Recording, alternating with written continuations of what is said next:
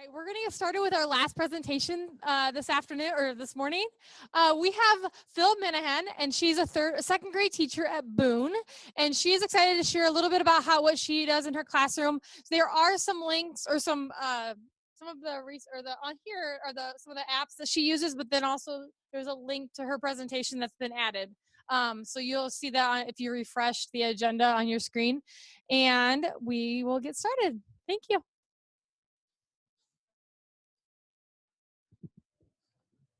Okay, so I have never done this before, so I am a nervous wreck. But let's see. Yeah, she said I teach second grade at Boone for 30 years. This is my 30th year. 27 of them in second grade, 3 in first. So I grew up with none of this stuff.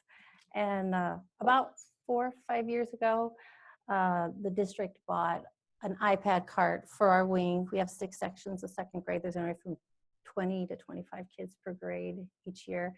And we shared the iPad cart. So I had about 6 iPads in my room and had no experience with iPads. So we just, the 6 of us, loaded on free apps, any free app we could find that was kind of like skills related, lots of math games, things like that. Then at the end of the 14-15 school year, we found out that we were going to go one-to-one with iPads. So I took a class that summer using iPads in the classroom, and they gave us tons of information about apps, tons of information about multiple apps, which with my old brain was like, so I left that class with a lot of notes.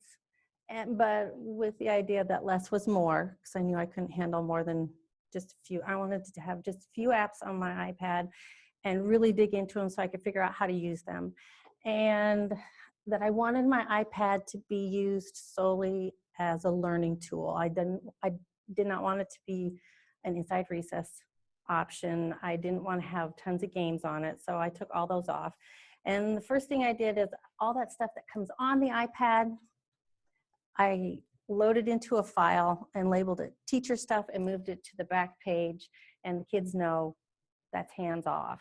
And then, so this first year, we didn't get our iPads till about December. These are the 4 apps that I put on each student's iPad. Oh, I went black? Okay. And the district had bought licenses to Kids A to Z and to IXL, so I knew those were going to be on there. I'd gone to the iTech conference with Diana, our tech coach, and she'd recommended that I sit in on a Seesaw class, so I did that. I love Seesaw. We put that on, and then my summer class, the gal had introduced us to Chatterpix, and fluency is a big thing in second grade, so that first year we spent a lot of time on Chatterpix with our shorter poems, and then smashing them into Seesaw. Chatterpix, though, you only have 30 seconds to record your poem. So if it was a longer poem, then we recorded on Seesaw itself. Let's see. Okay, so here's an example of Chatterpix. In reading group, we had read a story that had to do with fireworks, and so the kids took a picture of a photo in the book, and then they wrote a summary, and they recorded their summary for the story, and then we shared it to Seesaw. And let's see. Okay, so the students can save their work to the camera roll on the iPad from Chatterpix or any app that we have on our iPads. Anytime they take a photo, it automatically goes to the camera roll. Seesaw has access to that camera roll. And then, so it's really easy. They just tap the camera roll, tap on their picture, and then save it in their folder. This is an example of a fluency activity we did on Seesaw because the poem was longer. And I like to have the kids be as creative as they can, because a lot of things that we do now with all the data-driven stuff, a lot of that creativity stuff has been booted out. And so this was a poem that was in our treasures book. It fell in the, what was that? It fell in the night. No, it fell in the city. Okay, so he drew with that drawing option all the different things it talked about in the poem that were covered with snow over the night. And then he hit the recording option, the microphone down at the bottom, and recorded his poem. Okay. Here's another example of the same thing. This is for a poem called My Favorite Food is Broccoli. And I put this one in because it does show you down by the scene by.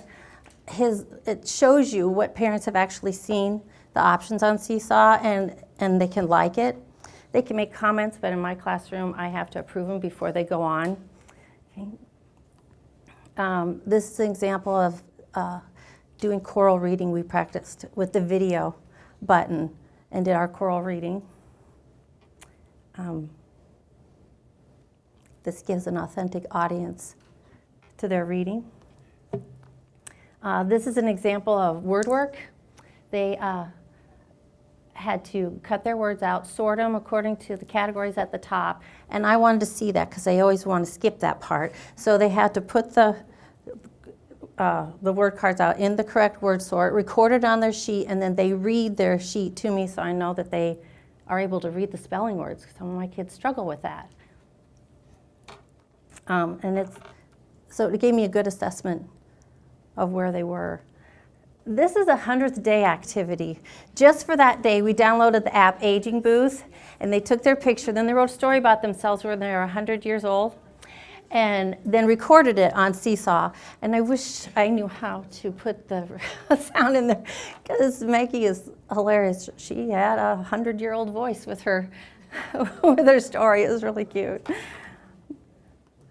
Here's an example of math. We were working on place value in expanded form, and they would roll the dice and create their own number with their manipulatives, and then they had to write it out on the whiteboard. They took pictures of it, sent it to me, so I get an assessment. Who knows how to do expanded form? Let's see. Oh, and then last year, I didn't know anything about the copy and edit feature, but I wanted to try and do writing on Seesaw.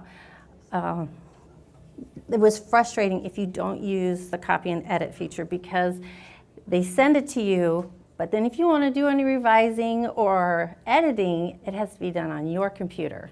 So you definitely want to make sure when you go into settings, manage, whatever it is that called, manage students, that you turn on that copy and edit button.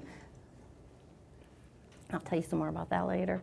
Okay, so here's my apps this year. The ones on the dock are the ones that my kids used the first three. I use the Bloomz app. And then we still use Chatterpix. We tried sock puppets, although sometimes it's hard for me to understand what my kids are saying because it makes their voice sound like a puppet. We just started using Word Mover. I'm trying to be as paperless as possible, but you know, with Velcro shoes and everything, our fine motor skills aren't what they used to be.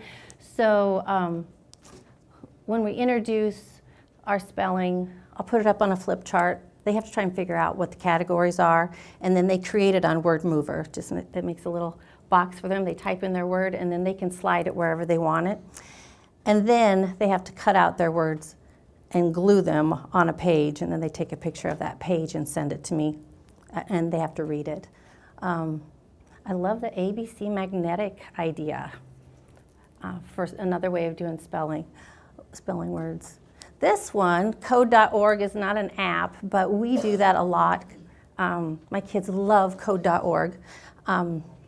The level we start out has Angry Bird games, and they're learning how to write code just by sliding the tiles. We know what 90-degree angles are now. All of a sudden, they're using my left and right hands that have been on the walls forever, and they know what their left and their right hand is now.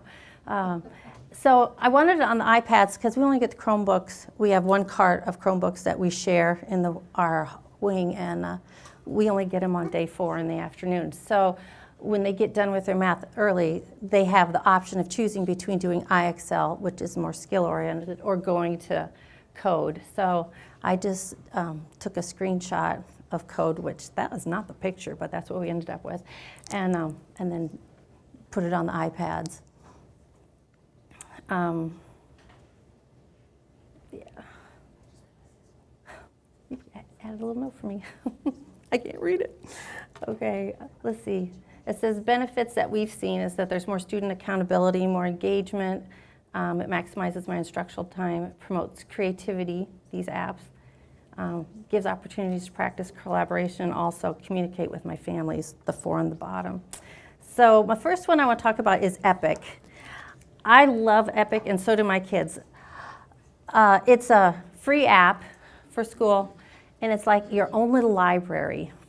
And my kids, reading A to Z has kind of gone by the wayside because Epic has real illustrations in it, and it has read-to-me stories, and it has videos, which you can turn off.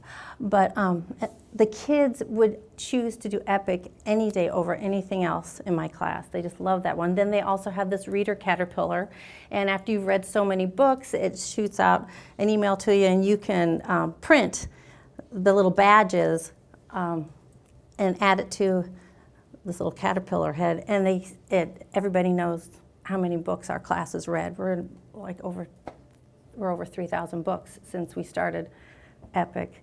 Let's see. When you get your class on Epic, this becomes your home page. It's the browser button, and we're going to kind of walk you through these tabs here. They're on the left side. That's how you navigate the app. So if we go to the top one where it has my name, and then you look here where it highlights students. Let's see. This is where you'd go to create your student accounts. And it shows you, if you look over here, how many hours this child has spent reading, how many books they've actually read, how many videos they watched. So this was maybe I need to figure out how to shut this feature off. There are still videos that they can get to, but with Epic, if you have any questions, I've emailed them, and before I go home that day, I've got some kind of a response back. So I was informed yesterday that on the scroll across the top of your browser page, they have some videos that they're advertising. So I said, I'll just have to send an email and see if we can get those off of there.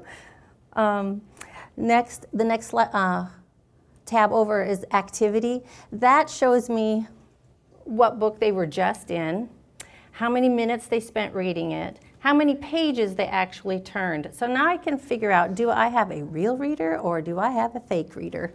And if we do, let's start doing some stamina activities. I have not done anything with quizzes yet, so I'm going to switch that over and go to assignments. You can create your own assignments, but this page lets me know how much of a reading assignment has actually been completed. So I took this screenshot in October, and I had part of my kids in a Halloween folder, and I had some in a folk tales, and it gives me an idea of how many of those assignments, it gives me a percentage, how many of them have finished it. Now let's go back to that student tab, because this is where you would go to create your class. So what do? You click on create a profile up here, and you type in their first name, and you only need their last initial. And let's see, it has under pin, it says optional. Optional, so I didn't do it. Wrong. Because also you can see after they've read so many books, they get through so many levels, they get to decorate their own avatar. But if you don't have that pin set up, anybody can go in and change their avatar however they want to. And then, so I went back and assigned pins, which you do here. Whoops, wrong one. Oh, that's just a screen to show you how I typed in her name. Phooey. There we go. No, it's skipping my slide. Why won't it show that slide? Oh, it's just because it's washed out. Okay, you would go up. You click on these three dots, and then there is a window here. I can't see it very well, but you click on Edit Profile, and then it's a 4-digit PIN that you put in. But then there was a way, the kids were showing me, I can still hack into somebody else's Epic account. So I sent an email to Epic, and they fixed it, and now the pins work. You can't get into somebody else's.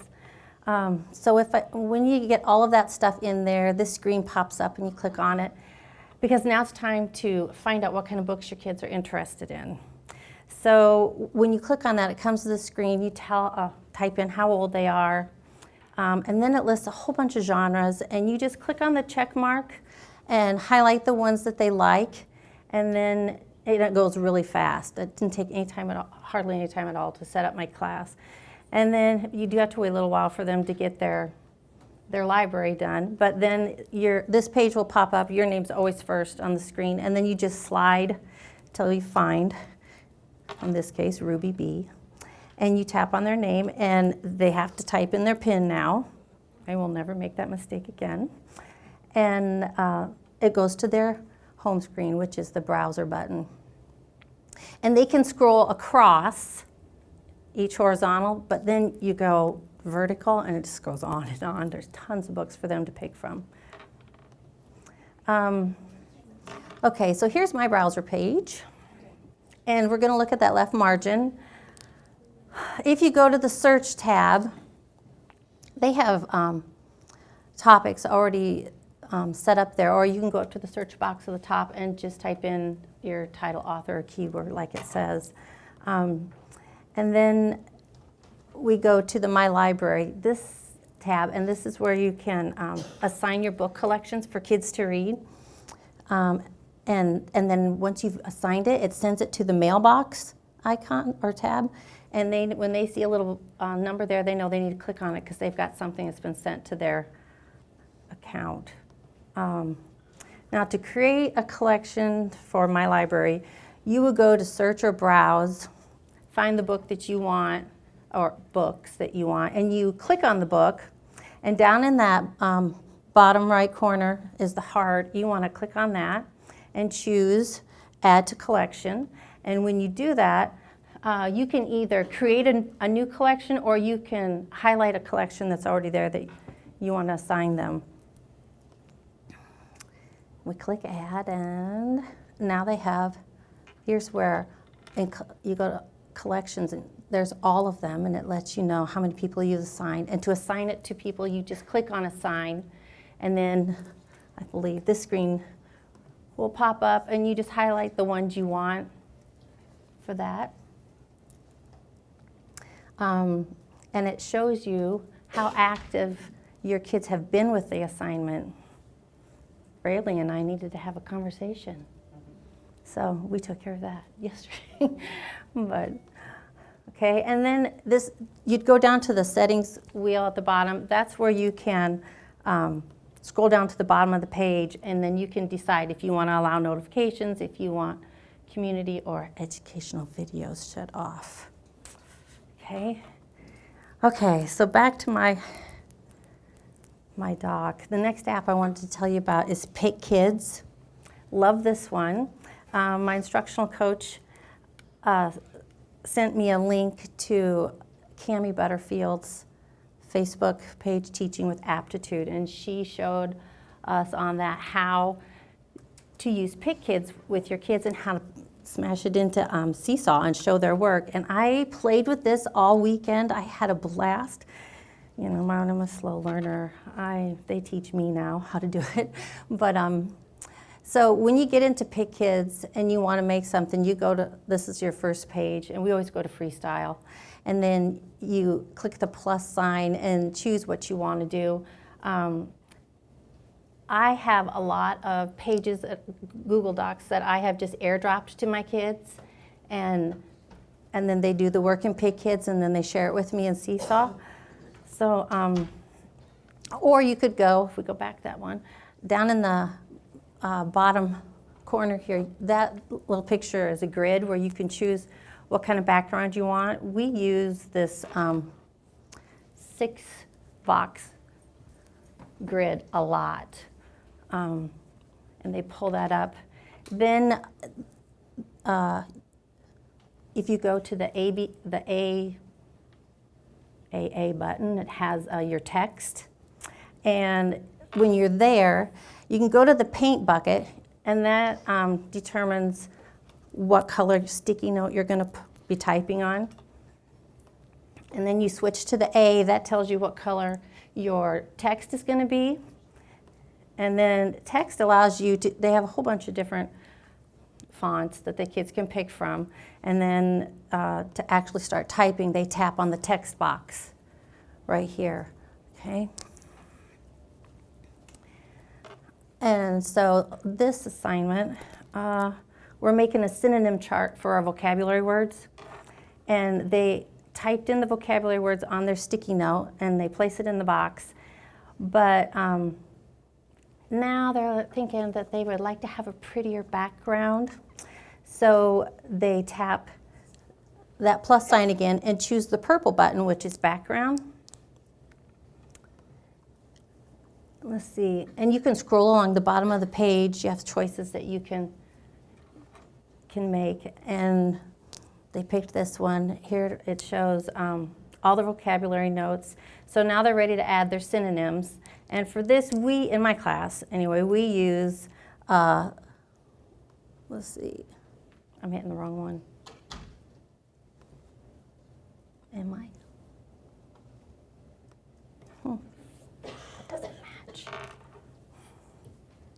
Okay.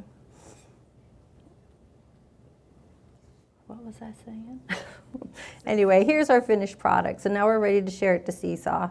So you tap the share button, which is the highlighted one at the bottom that's blue. And that shares it to this screen, and you tap Save to Library. And then it's saved to your camera roll and in Pic Collage itself. Okay. If you want to delete it, you tap that red X in the top corner, and it'll ask you if you want it deleted. Okay, so now we are going to go to Seesaw, which I love Seesaw. When we open Seesaw, there's that green circle in the top corner with the plus sign, and you tap that when you want to add an item. And this screen will pop up, and then you choose which one you want to do. So we go to camera roll so we can upload our synonym charts. Okay, and then we tapped on recently added, choose our picture, and then tap on the green check mark. And, yep. And then they can begin recording. Okay, so let's see, does that show? Yeah, they choose the microphone at the bottom. And then when you record, it'll say recording in 3, 2, 1. So they have a little bit of time to get ready. And then the red line at the top of the screen crawls across. They have 5 minutes to record here versus 30 seconds on ChatterPix. So, and then when they're done, they just tap that pause button on the bottom, and they can play it back and listen to it, because it'll sound like this or look like this. If they decide they don't like that recording, they want to do it again, they can click the X on the next to 15 seconds to delete, or they can go up to that blue X up at the top, and when they click on that, the bubble comes out that says delete and start over. And then once they've finished, they tap that green circle again, and it'll take it to the the student page, and they choose their folder, and then they can choose where they're going to be putting it, what folder it needs to go in. Okay, so now if you're using a photo in Pic Kids, you would click on the photo option, and then the green, which is the green button, and they pick from every picture that's in their camera roll. And when they click on it, it gets highlighted with the turquoise box around it, and they click the little turquoise box with the check mark in it at the top, and their picture will come up. And we found the best way to set that picture as your background is to turn the picture to go with the page. And then you can tap on the picture twice, and this screen will pop up, and you do the purple one, set as a background. This is one that my little guy Landon taught me how to do. He brought his tablet to school at the very beginning of the year and wanted me to put every app on it that we have on ours at school. And so then at night he plays with them. He's our technology expert in the classroom. He helps anybody who doesn't know, and anything new he finds out, he goes around and shares that with everybody too, which is nice because some areas he really struggles, so it gives him a chance to be top dog. It's nice. Okay, so this is a screenshot from our math series. And I used the smart board for that, but then they're just sitting there watching. So I started taking screenshots from the customized lesson plan and then airdropping them to them. And now they have to do it with me while we're doing the see and show us when we're learning or investigate the math. And then, so in this one, yep, they did use Pic Kids. So then we had to share to the library. And here's another example.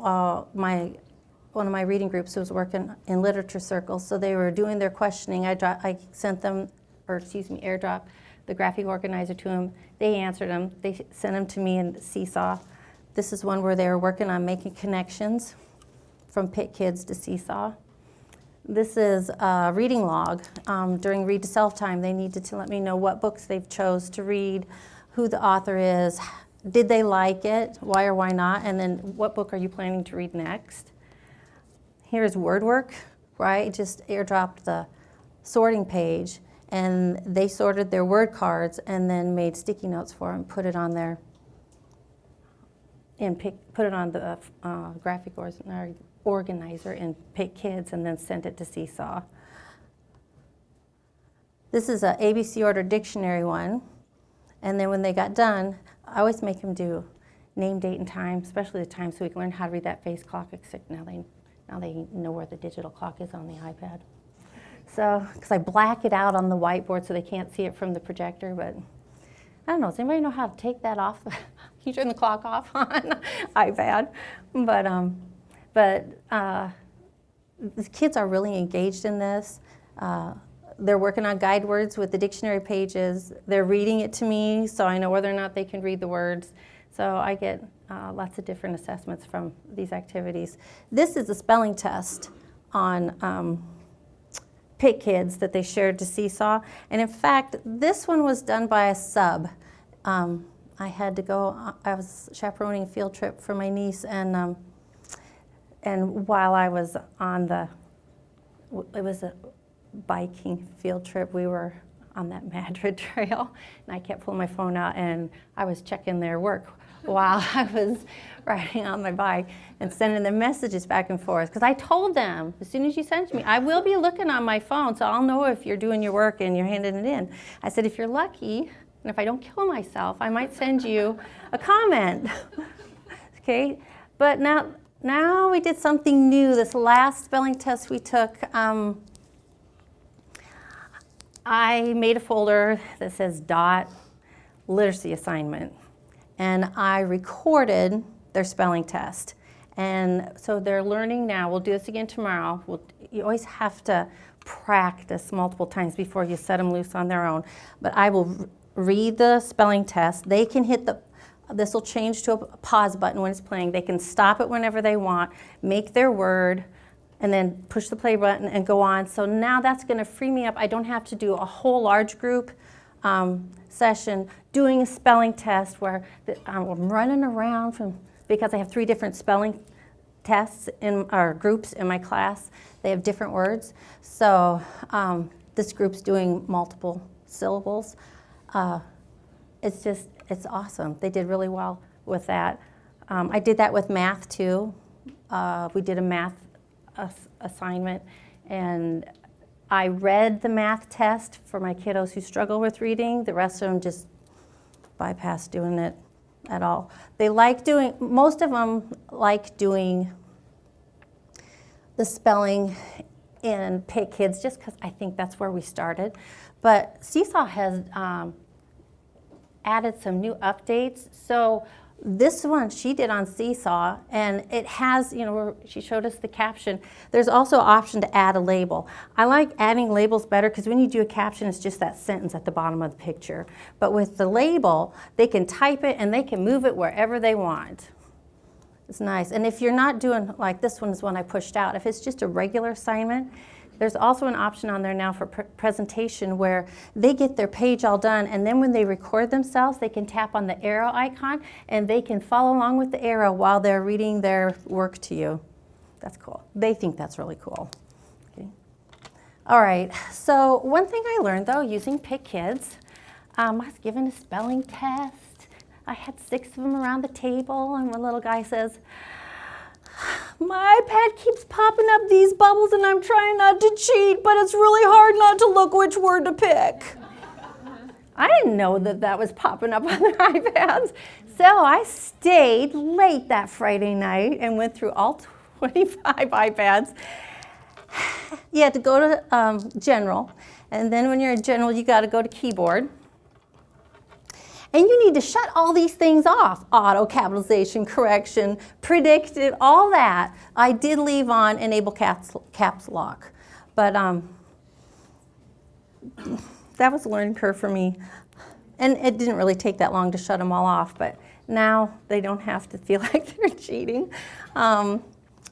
This is an activity we did where we were in Pic Kids, and we pulled up that 6-box grid.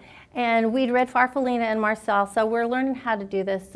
We needed a square that had our title with the author's name. We needed the main characters, and they labeled their characters' names. They took the photos from the book. They decided, we were really trying to hit setting because they were having a real hard time figuring out what setting was, not just where, but when. So we had to find a picture in the story that gave us an idea of where and when the story takes place, but they decided that we needed to label it as spring to fall. And then this box was what happens in the beginning, what happens in the middle, and what happens in the end. And then we practiced retelling the story. Here's another example where we used a different grid, and we used the retell cards for head, body, and legs, and just took photos of the retell cards and put them in order. And then we practiced giving a retell using those. So now it was time for them to give it a try. And we did this together, though, in small group. And this is a story in Epic. What's his name? I can't think of it. Anyway. Fluffy, thank you. Fluffy's Halloween. And so they took their pictures because they knew what criteria was supposed to be in each box, and we went through the book, and they learned how to zoom to make the pictures big so they weren't getting all the words because we just wanted the illustrations. And they took the pictures for our title and our character and our setting, and then they got to choose which ones they wanted that would make it easiest for them to remember what happened in the beginning, the middle, and the end. And then they shared that to Seesaw. Pic Kids. No, we went to Pic Kids to make the graphic organizer. So we got the pictures in Epic, we went to Pic Kids to make the graphic organizer, and then we shared to Seesaw where they could record their retell. So they did a screenshot, right? Yeah, they did screenshots in Epic, which just goes right to their camera roll, so they got easy access to it at Pic Kids and in Seesaw. This is an example of nonfiction. We did a graphic organizer just for first, next, and last. It was early on in the year, and we recorded the key points. This one was a book about the lion and the mouse in Epic, and at the end of the book, it had a sequencing activity, and they had all the pictures all mixed up. So we went back and took the same pictures that were on that page in Epic, then went to Pic Kids and put them in order in the grid, and then shared it to Seesaw. This is a vocabulary activity we did. This is head, body, and legs. This is one of the main selections and treasures. But we were using our vocabulary words instead. So we were looking for pictures that illustrated the meaning of our vocabulary words. And we put all the you had to put the pictures on first and then the vocabulary words, and then they shared it to Seesaw. And again, they read what the vocabulary word and told us what it meant not that one, it looks like that one just read the words. This is the same type of activity, but in this one, she explained her thinking why that picture, why that fit for coach or imaginary. This is an example of vocabulary synonym chart using Pic Kids and Seesaw. This is our new one.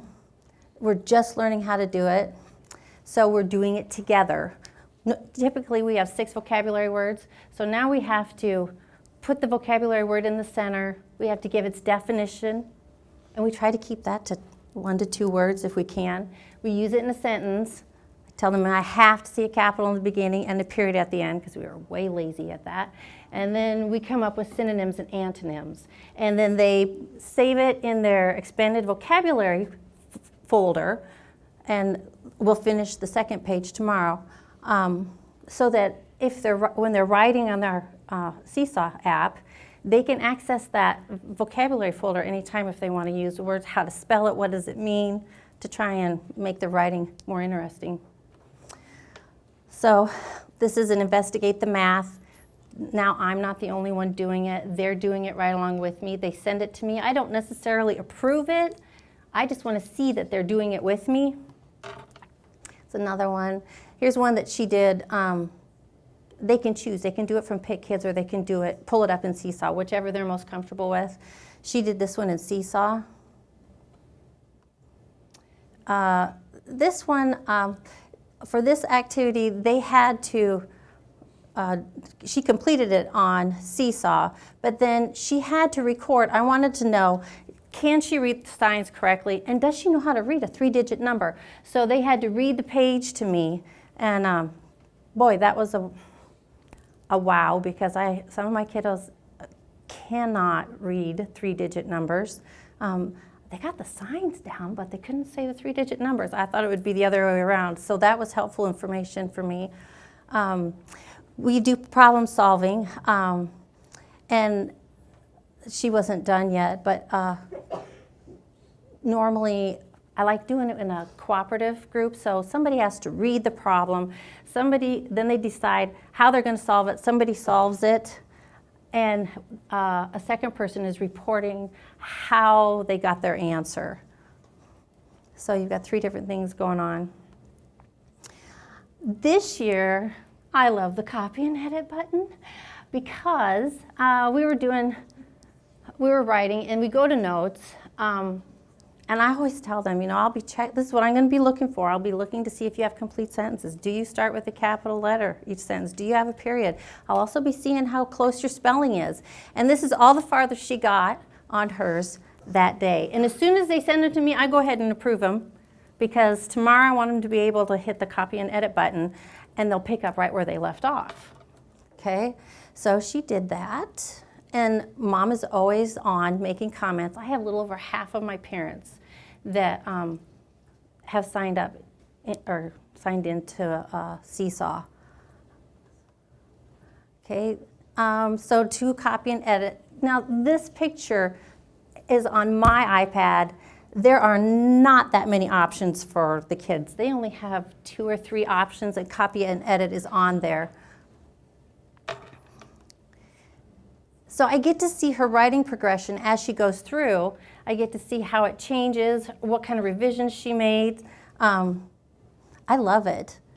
And it gives a real-time writing sample to the parents. They know what their learning steps are too, not just that I'm saying, well, we don't usually, we're still working on capitals and periods. She can see that right now. She knows what Cammie's been doing.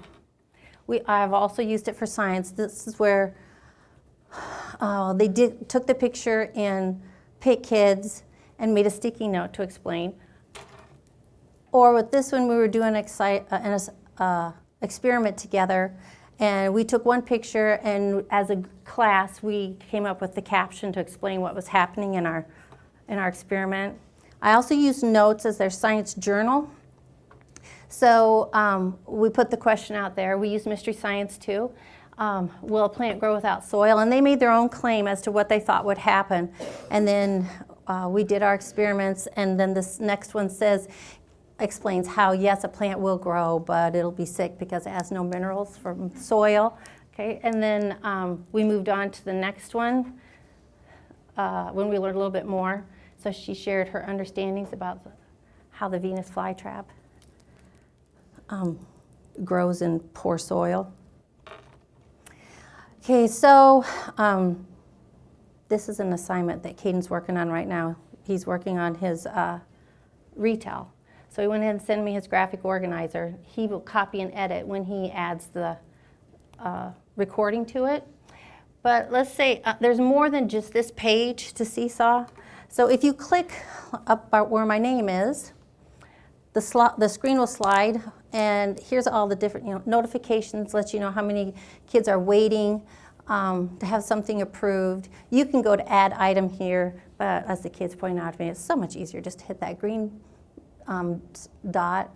Fee view is where everything that's been approved shows up, but there's this line always on the bottom letting you know how many are waiting. And if you tap that, it'll also take you to where you tap this, then it takes you to the ones that need to be approved. Calendar view, I like calendar view. It just comes up with a calendar, but then it has a highlighted circle and it tells you how many things were posted that day. And then if you click on that day, all of their work comes up. But you can always click, I love folders, because it's so much easier to find student work when you have it in the folder. So if you have science or fluency or accuracy or vocabulary, you click on that, and just for each a specific student, just those work samples come up. So it's real easy to go back and look at what they've been doing. Skills view is when you have that Seesaw Plus, which mine expired, and I'm trying to figure out how to pay for it. So I love Seesaw Plus. It's like your own little electronic grade book. I don't have to take tons of stuff home with me. I get my iPad, and I can check papers at home. I can grade it at home. It goes right in their file. I did learn, though. Let's see. Let's go ahead. Manage classes where we want to go. This is where you manage your parents. Okay, skills. Oops, I'm off again. There's my folders. Less is more. That's my motto. I have way too many. Next year will be different. Because, like, I've got one for calendar, daily planner. Well, I don't do sit-down calendar time because then only one person is doing calendar. So I had airdropped pages to go with the calendar, and they had to do them while somebody else was doing the while we were learning how to do calendar. And so they went in that file. Now, we don't do that anymore because they all know how to do calendar, and they all take turns doing it. Which one? Okay, so skills.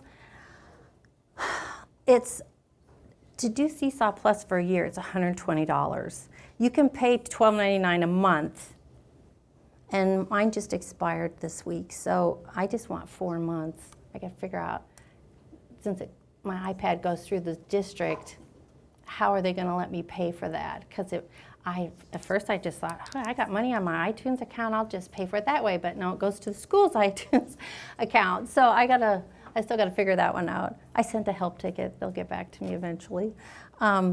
But this is where you go to decide what your skills are. Again, I learned that less is more because of the second quarter. I got tons